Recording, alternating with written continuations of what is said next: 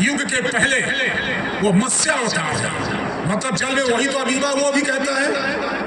Darwin theory भी amoeba की theory लेकर के चलता है। हमारी थ्योरी क्या है? हमारा पहला अवतार मत्स्य अवतार है, माने जल में चलने वाला जीव वो हमारा पहला अवतार है। दूसरे अवतार में हम आवे तो कौन है? कश्यप अवतार है, माने पानी में भी है और थल में भी है। और तीसरा अवतार जो है वराह अवतार है। वराह अवतार मतलब सीधे कीचड़ में मनुष्य की तरफ हम बढ़ रहे हैं, माने हमारी थ्योरी मनुष्य की तरफ आ रही है। इसके बाद जब मनुष्य के रूप में हम आते हैं तो छोटे रूप में आते हैं, वामना अवतार में आते हैं।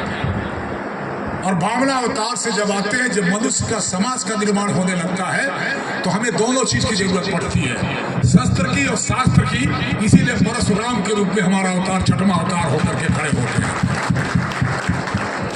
आगे के अवतार भी है, भगवान राम का अवतार है, तमाम सारे अवतार हैं। तो हमने चूक क्या किया?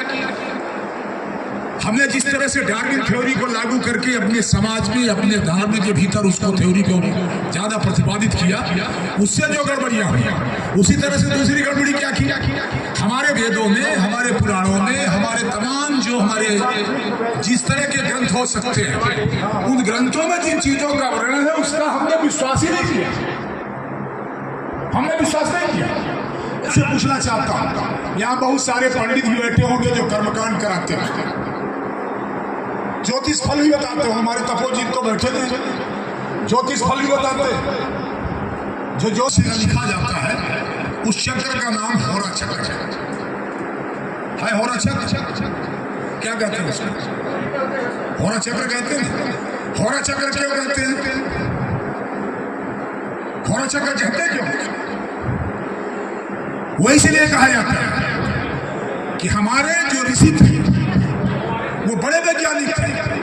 उन्होंने हमारे ग्रहों की दशा को नंगी आंख से देखा, नंगी आंख से।